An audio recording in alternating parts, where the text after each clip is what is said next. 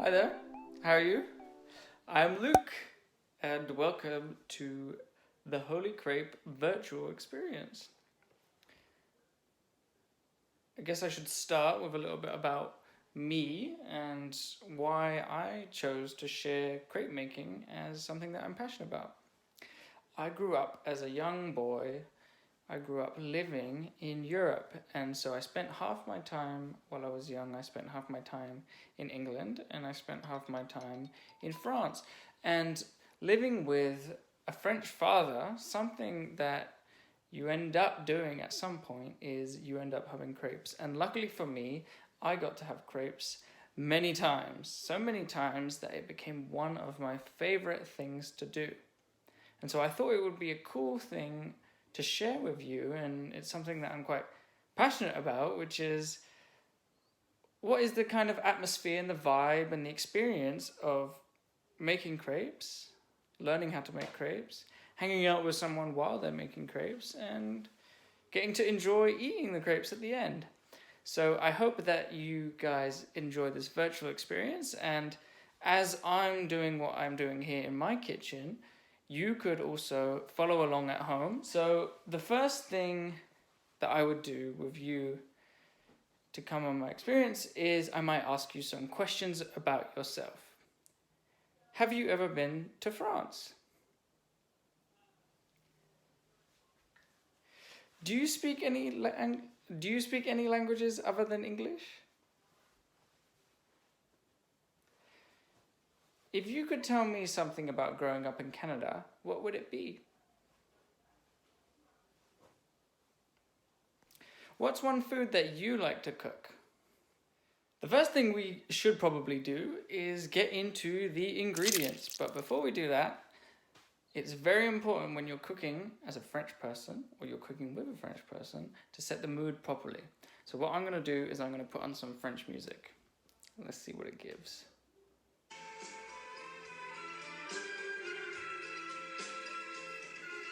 That's okay.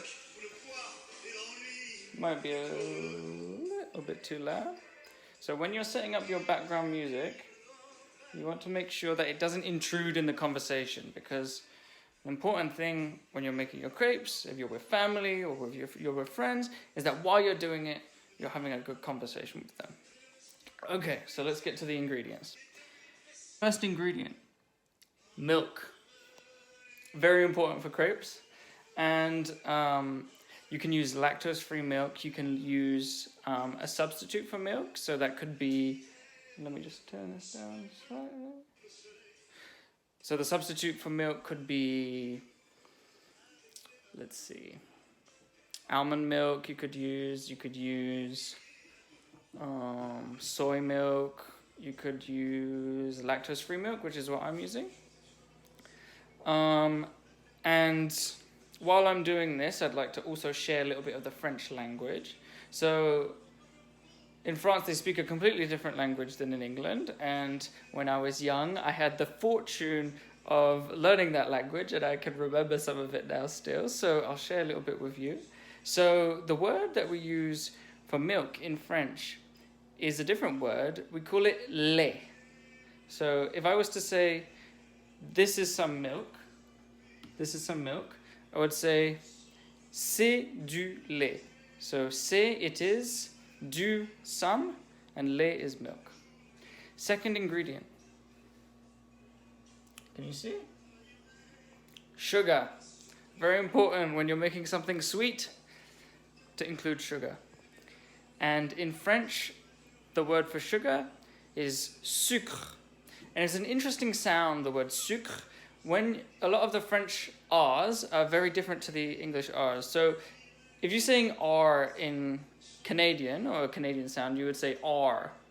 But in France, the way they say it is like this, R. And the sound comes from in the back of your throat. It's a bit like clearing your throat. It's a weird sound to make, but if you want to try it at home and you feel comfortable, maybe try saying sucre. Okay. The third ingredient.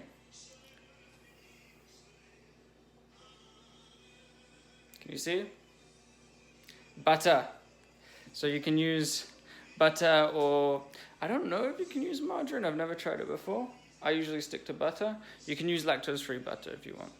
And so butter in French, you would say beurre. So again, the R is kind of a little bit different. It's spelled B-E-U-R-R-E, and the way you say it is beurre. Kind of like if you're cold. How would you say if you're cold? I'm cold. Here you say beurre. It's butter. Okay.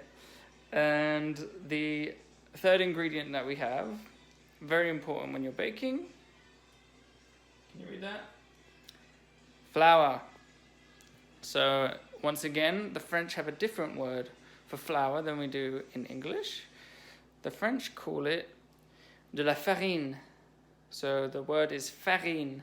Again, when I'm saying the word farine, I'm using kind of this area of my throat to say the R. So it's farine. It's a little bit difficult, but over time you could practice it and get good. Some people take it up really easily, and some people it takes them a few tries. See how you do. And the last ingredient, and I'm sure you're familiar with these, eggs. You need 3 eggs. And the word we use for eggs in French is œuf. It's like someone hit you in the stomach. œuf. So we have milk, lait. We have sugar, sucre. We have butter, beurre. And we have, I'm not going to pick it up because it's heavy, flour, farine. And last but not least, we have œuf, eggs. Okay, so we have the ingredients all set out. What is the first thing you have to do when you're cooking? That's right, you have to wash your hands. Okay, so the first thing, well, after washing your hands, the first thing that I do is I like to prepare my station. So usually I will take 2 plates. And you'll see why I take 2 plates. 2 plates. And I'm going to come over to the stove, and I'm just going to set them up side by side on the stove. So those are going to be there for later. Kind of weird that I can't turn it around. We have 2 plates on the stove. What an excellent start. Secondly, I have a mixing bowl. And we're going to mix the crepe mix in the mixing bowl. And so let me just put you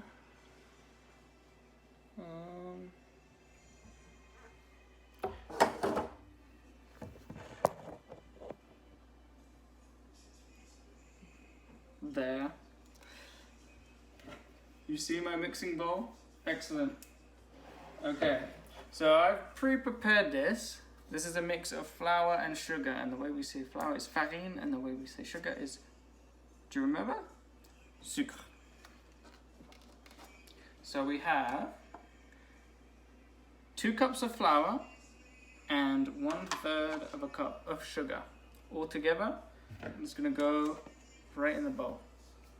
I prepared it before because I was going to make them before, and then I was kind of tired and I didn't want to make them, so I'll use it now. Put that away. Another tool that I use, a whisk.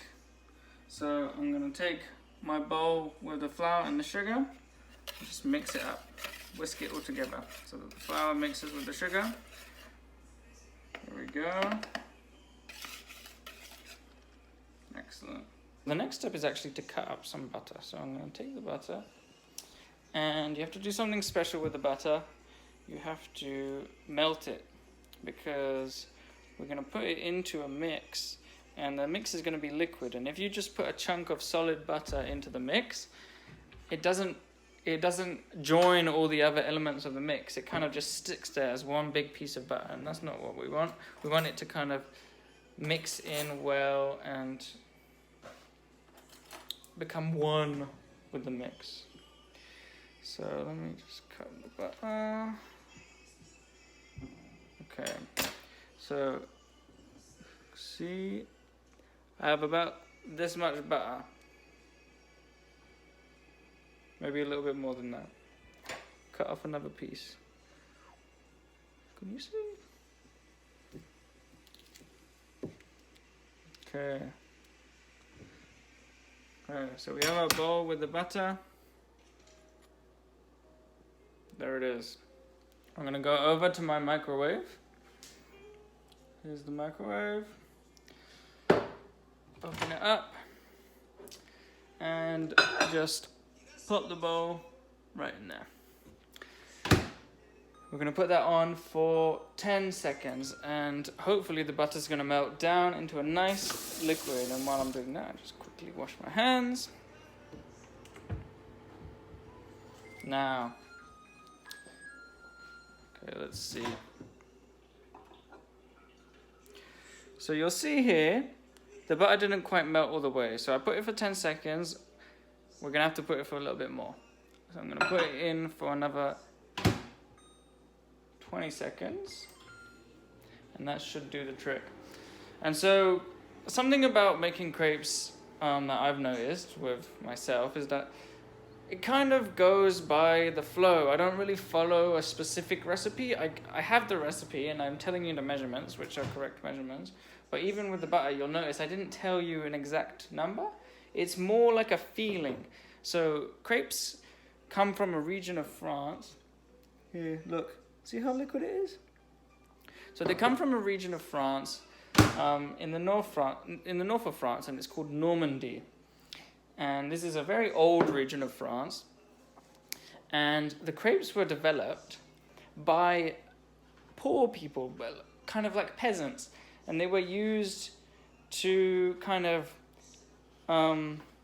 add to or supplement the diet that they had back then because they didn't have a great diet. And so something that you'll notice a lot with recipes that come from those kinds of backgrounds where it's maybe just a rural kind of recipe is that every family has their own way of doing it. And it's similar today. In France, not everybody makes crepes the same way. I might make them one way and another family might make it a different way. I know I had one Kadua come on the experience who made crepes in a totally different way. And you might have a way of doing it yourself. And I would love to hear about that way, if you do.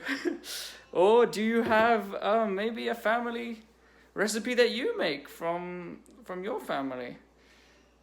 Maybe you could share that with us. Great. Okay, so I have my butter, I have my flour and my sugar, and now I'm going for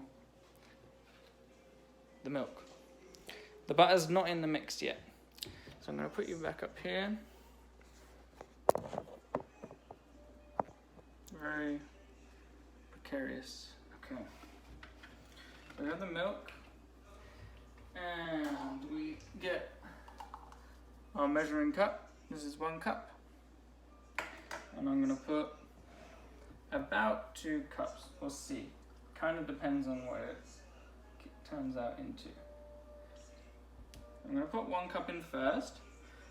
So I've put 1 cup in, and I'm going to take my mixer and just mix, I don't know if you can see very well, mix the middle of the flour all into the crepe. And you can see it's getting a bit clumpy. It's not mixed very well. That's because there's not enough milk yet. I'm mixing, and as I'm mixing, I might tell you, what might I tell you? Okay, well, that's not enough milk. So you can see in here, and let me get you down so that you can see well. You can see in there that it's not, like there's some bits of flour still in there, and it's not really mixed in nicely, so we're going to need more milk. I'm going to put another 3/4 of a cup. There we go. And I'm going to mix it. And the result I'm trying to achieve when I'm mixing this, and you can follow along at home if you're following along at home as well, the result that you're trying to get is it kind of wants to look like a bit of a runny McDonald's milkshake. So like if you bought a McDonald's milkshake and you didn't drink it right away, you kind of left it a little bit and it kind of melted slightly, that's the consistency that you want the crepe mix to become. And it can get a little bit difficult, so don't be afraid to get your back in there. So in France, something that you might say is utiliser de l'huile de coude. So l'huile de coude, it means oil of the elbow. So it means use your elbow, put some back into it. It's a similar expression to put some back into it. So, allez, utilise de l'huile de coude. My grandma might say to me as I am mixing up the bowl. And so now, let's see if I can get you down and show you. Look. Very nice and drippy and runny. So that's kind of what it wants to look like. So I used 1 3/4 cups of milk. You might use more, you might use less. What matters is the consistency, but it would be around that amount.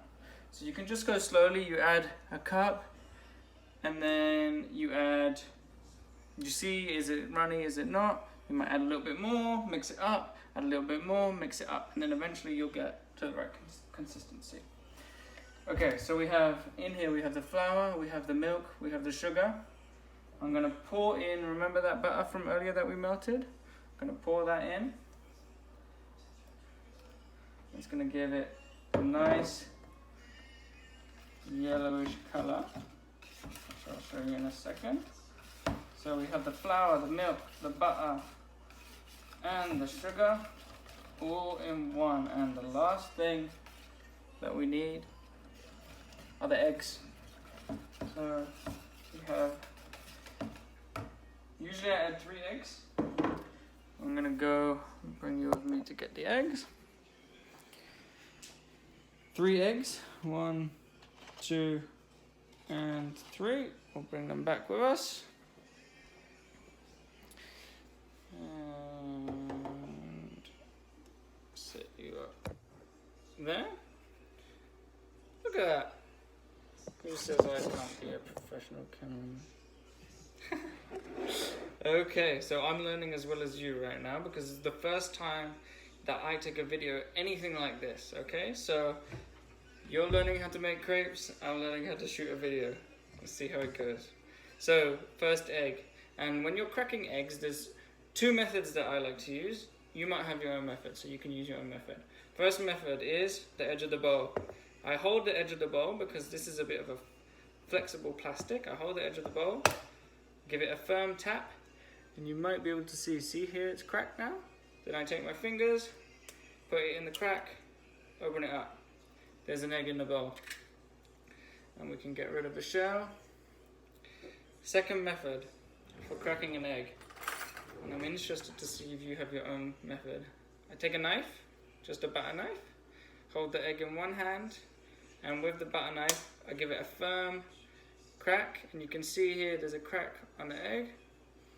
And I once again use my fingers, get in the crack, open it up. 2 eggs in the bowl. And maybe you want to try both these methods, see which one you prefer. I don't know. I prefer the one on the side of the bowl. Okay, there we go. Nice. So if you're following along, and if I'm correct, all your ingredients should be in the bowl. So now we just have 3 eggs. I'm going to wash my hands quickly because sometimes you need to wash your hands. 3 eggs sitting in the bowl. And we're going to mix those in. So, on utilise de l'huile de coude. And if you don't want to do it by hand, you can always use an electric whisk. That always works well. But I feel like kind of getting my daily exercise. Stuck at home in quarantine right now, so good to get some exercise in. And I'm going to mix all this in really nicely. Let's see. And the act of mixing, in English you call it mixing. In French you call it fouetter. Fouetter. And so the direct translation of fouetter to English would be whip. Oops. And you can make a mess while you're making crepes. It's very much part of it. Like I said, it comes from a region where the people aren't quite elevated, as some would say. It's not kind of a high-class thing originally. Now you get people, you call them bougie. So bougie is a shortened term for bourgeoisie, which in French means kind of the upper class. So if someone's bougie, they might take an Instagram photo of their crepes. Perhaps you would like to be bougie and take an Instagram of the crepes that you make and share them with us. I'd like that. Okay, quick wash of the hands, and we're done. Look at this. The batter looking very nice.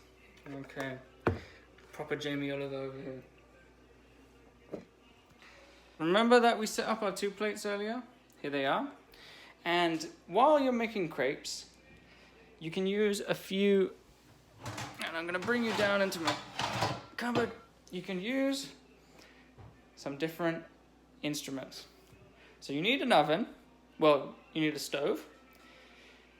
I like to use the crepe pan. So there's a special pan that you can buy, and if you look at it from the side, you can see it doesn't have big edges, and it's made especially to make crepes. So I have a pan like this.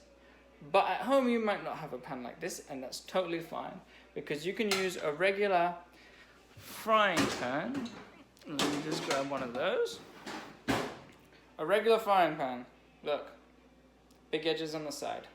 You can use one of those as well. So if you have one of those, use one of those. If you have a crepe pan, good on you, use the crepe pan. And the first thing that I do, and maybe I'll go through the tools now. Okay, so I have the crepe pan. The second thing that I have is a flipper. See? You slide it under the crepe, you flip it over. A flipper. And if you don't have a flipper at home, which a lot of you probably don't, the mighty spatula can serve as your flipper. So you can substitute any of these things. The last thing that I use, and you might not find a substitute for this, but I'll show you a special technique that you can use instead. This is used for spreading the crepe around the pan. Okay, so first we have our pan, our crepe pan. Second, we have the flipper.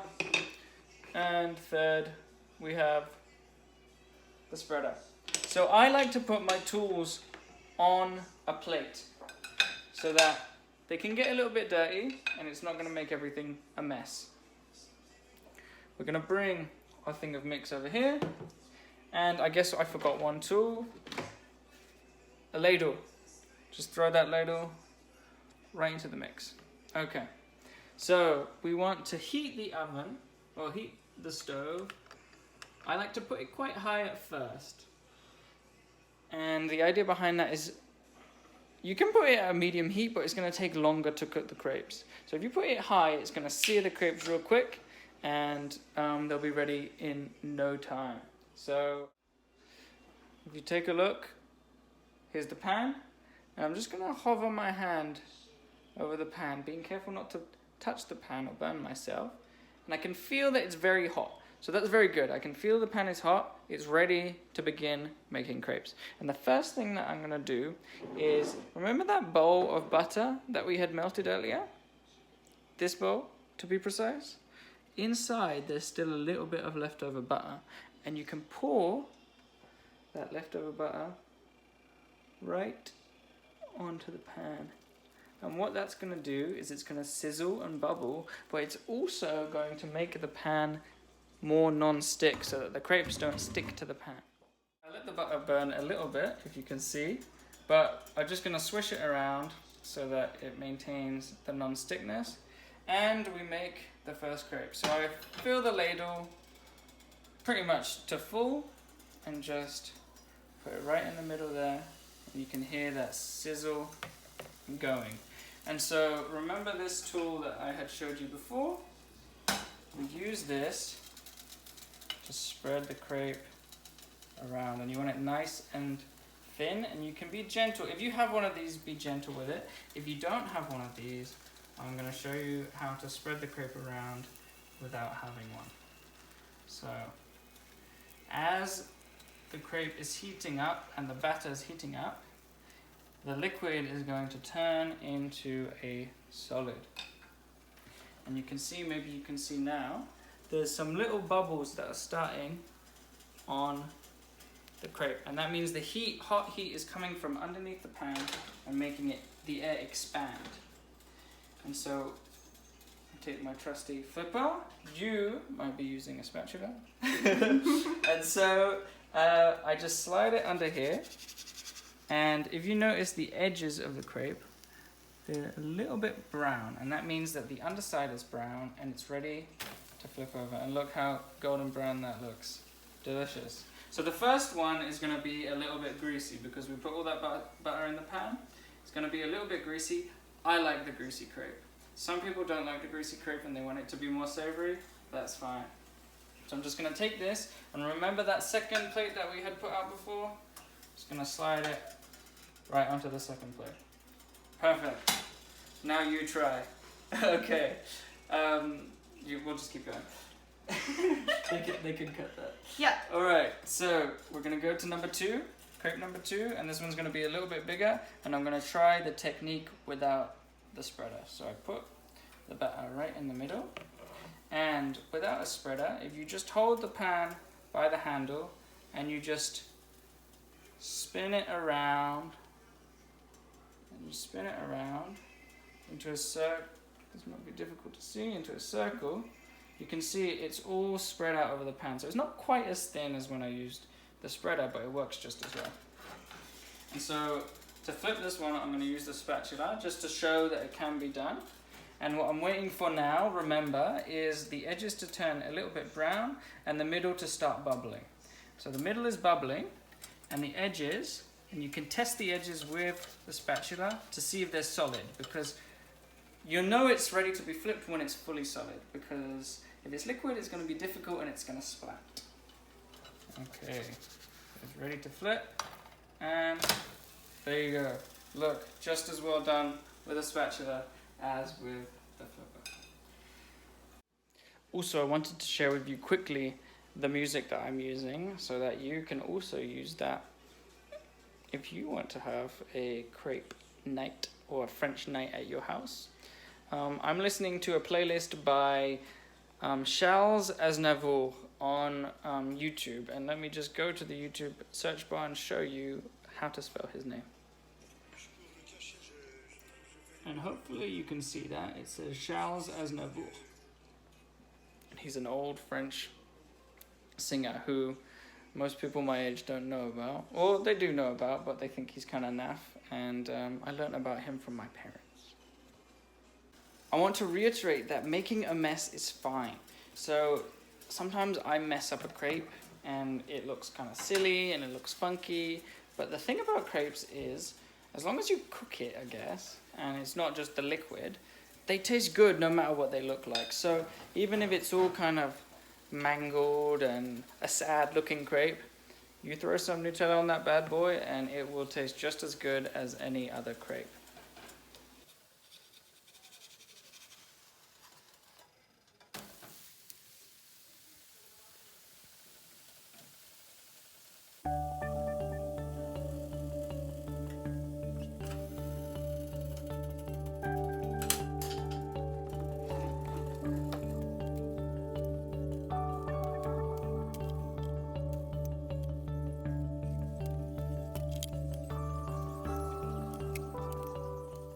Mix from the bowl and just pour it all in there, and we're going to get a fat from there.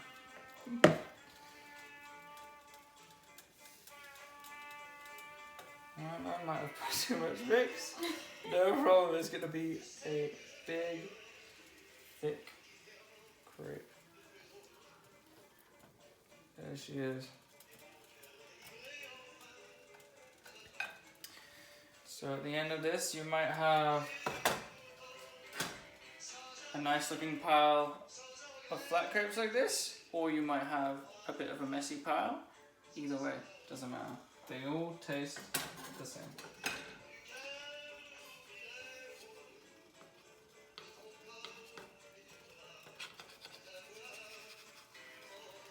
And perhaps on the last one, I will attempt the in-air classic French flip. Should I try? Okay. There we go. And don't worry about touching them with your hands. You washed them already. I'm surprised that worked out so well. It's pretty darn good. Okay. Great. Let's move on to talking about toppings. Okay, so we've moved from the kitchen to the table, and we have set up some of my favorite toppings for crepes.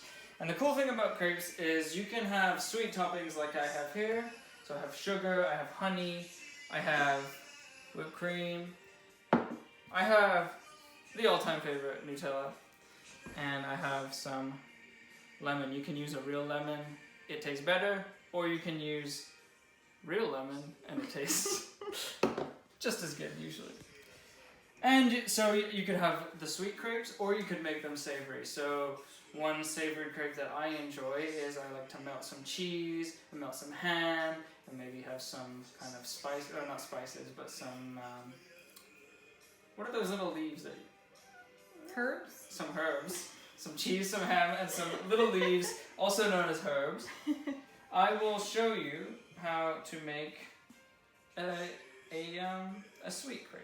So I'm gonna go for the honey, or the lemon and sugar, because this is a traditional French combination. So let me grab a spoon real quick for the sugar. So the first step is to take a healthy spoon of sugar and just sprinkle it over the crepe. So you want it to lightly sprinkle and evenly sprinkle. And then I'm going to take my lemon and just squeeze it over the crepe. And if you zoom in, you'll see that it's kind of become like a glaze. And that's when you know it's good, where it's kind of glazed and shiny. And there are two ways to roll/fold up the crepe. I personally like to roll them up, so I'll do like this. And I will show you on the next crepe how to fold them.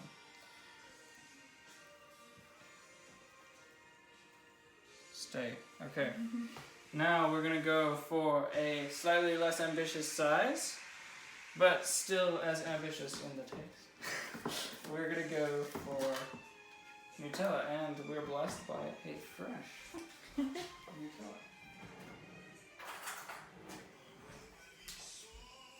So this is my technique for opening Nutella. Maybe you have a special technique that you use.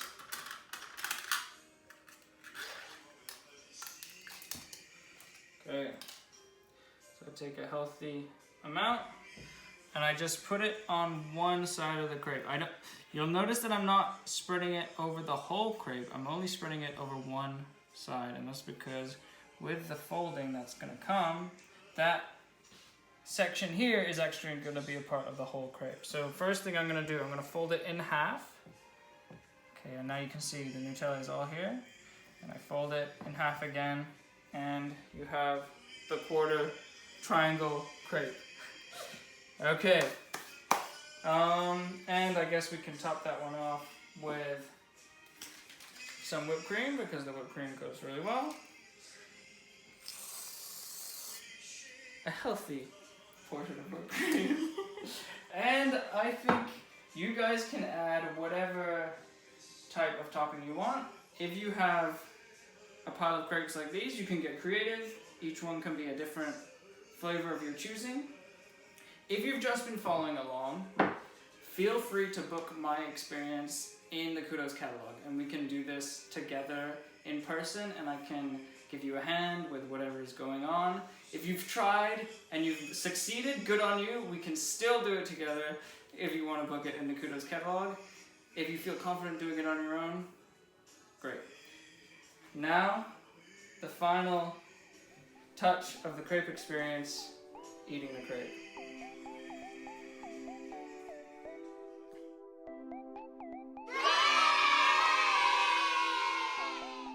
Au revoir.